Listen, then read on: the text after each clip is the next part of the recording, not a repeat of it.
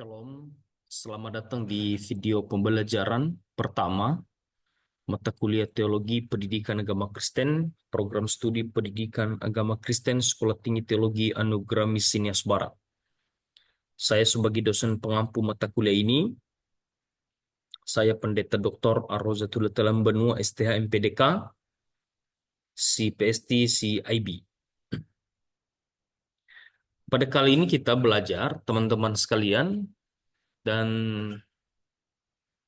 para penonton dimanapun berada, hari ini kita belajar tentang bab 4, yaitu dasar-dasar pendidikan agama Kristen dalam perjanjian baru.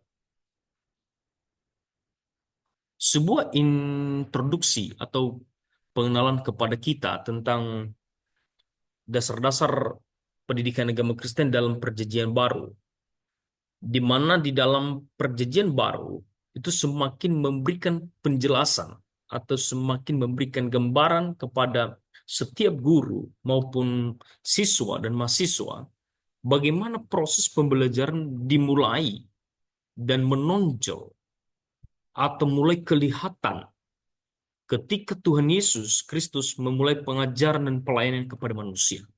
Konsep dan komponen pembelajaran Tuhan Yesus dapat dikatakan mulai sistematis dan semakin mendekat dalam kehidupan manusia.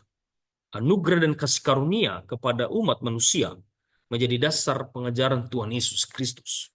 Dan terutama di dalam Yohanes pasal 3 ayat 16, itu jelas dikatakan di sana sebagai dasar bahwa karena begitu besar kasih Allah akan dunia ini, sehingga ia mengaruniakan anaknya yang tunggal, Kristus Yesus, untuk menjadi penebus bagi manusia. Teman-teman sekalian, tinjauan komponen dan proses pembelajaran dalam perjanjian baru, ada 4 hal yang saya sampaikan, atau ada 4 komponen yang saya ajarkan, yang saya sampaikan melalui video ini. Pertama itu pandangan Alkitab tentang guru. Pada dasarnya semua orang dapat menjadi guru. Misalnya di keluarga orang tua sebagai guru. Di sekolah guru sebagai guru.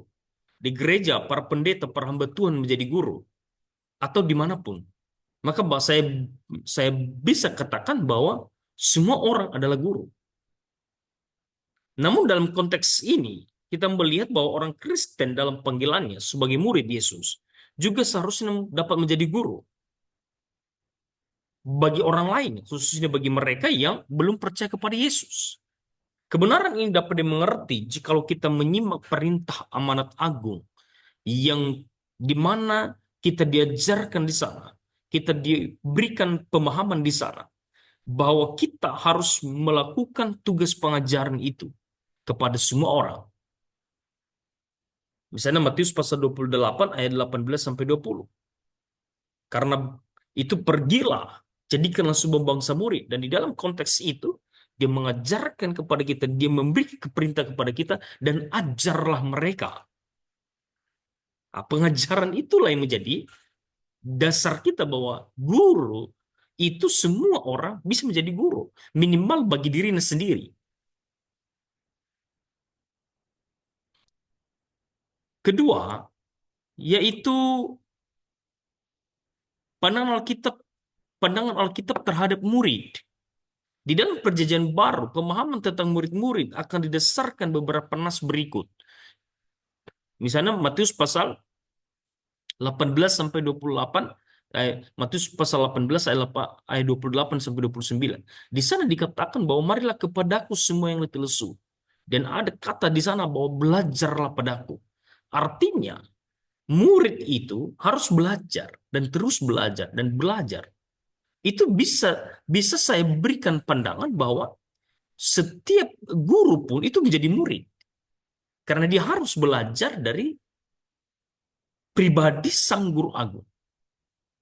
Kemudian Matius pasal 28 ayat 19 sampai 20 itu jelas bahwa kita jadikan orang menjadi murid kita. Dan sebelum kita jadikan menjadi orang murid kita, kita harus menjadi murid Yesus. Yang diajarkan, dimuridkan, diperlengkapi supaya kita bisa menjangkau. Dan ketiga itu Efesus pasal 4 ayat 11 sampai 16 itu sangat jelas dikatakan di sana. Kalau nanti kita baca bahwa dan ia yang memberikan baik rasul-rasul, pengajar-pengajar, pemberita-pemberita Injil, nabi-nabi, gembala-gembala. Apa artinya? Bahwa kita memang jadi jadi murid untuk memuridkan orang lain. Jadi bukan jadi murid supaya menjadi murid selamanya, tetapi kita dimuridkan untuk menjadi murid untuk memuridkan orang lain. Jadi dalam konteks murid, Yesus sangat menghargai murid di dalam konteks setiap pembelajaran. Lalu pandangan Alkitab terhadap materi atau isi pembelajaran. Saudara-saudara, harus Anda pahami bahwa bahwa materi utama di dalam uh, pembelajaran pendidikan Kristen adalah Injil. Injil. Pokok utama isi pembelajaran dalam pendidikan di dalam perjanjian baru adalah Injil. Kedua adalah Yesus Kristus. Hakikat Pak itu adalah Kristus. Tuhan Yesus datang ke dunia ini untuk memberitakan Injil tersebut kepada semua orang. Jadi jangan kita merasa bahwa materi itu hanya sifatnya dihafal lalu diuji melalui UTS, melalui UAS ataupun kuis-kuis yang lain ataupun ulangan harian. Itu tidak. Kemudian materi itu adalah Injil keselamatan. Injil itu menyelamatkan setiap orang percaya kepada Kristus. Dan keempat adalah taat dan kasih. Isi pembelajaran dalam perjanjian baru selain pada pokok isi materi utama, materi pokok itu adalah Injil. Itu menyangkut tentang pertumbuhan iman. Maka setiap anak yang kita didik, kita berharap dan kita berjuang maksimal untuk mengalami pertumbuhan iman. Dia bisa berdoa, dia bisa mengampuni, dia memiliki kasih. Kita berbicara keluarga, kita berbicara keselamatan, kita berbicara ketaatan, dan lain sebagainya. Itu adalah pokok-pokok pembelajaran di dalam perjanjian baru yang diajarkan oleh Yesus kepada kita sebagai guru agung kita. Dan terakhir itu, pandangan Alkitab terhadap tujuan pendidikan agama Kristen. Kalau kita lihat dalam perspektif Injil Matius, tujuan pengajaran Yesus Kristus kepada ke-12 murid dan kelompok murid lainnya itu adalah ada 6. Pertama itu memperkenalkan kerajaan Allah yang menuntut pertobatan. Itu Matius pasal 4 ayat 17 sampai 18. Itu jelas di sana dikatakan. Ya. Kerajaan Allah diberitakan. Lalu memahami nilai hidup. Pasal 5, pasal 6, pasal 7 itu tentang nilai hidup. Pasal 5 itu berbicara tentang berbahagialah orang yang miskin, berbahagialah orang yang dianiaya, berbahagialah orang yang lapar, dan seterusnya. Itu nilai hidup. Itu nilai hidup. Jadi kita, guru agama Kristen harus memiliki nilai hidup. Untuk kita ajarkan kepada murid, supaya juga mereka memiliki nilai hidup. Lalu ketiga, menjadikan orang pengikutnya mengenal dia dan otoritasnya. Dia itu adalah Mesias yang dijanjikan. Kita harus mengenal Yesus sebagai Tuhan dan Juru Selamat kita. Itu tujuannya. Jadi tujuan pendidikan agama Kristen itu diajarkan supaya orang mengenal Yesus Kristus. Lalu keempat, mengerti nilai pengampunan. Ada pengampunan. Setiap orang Kristen yang percaya kepada Yesus harus memiliki nilai pengampunan.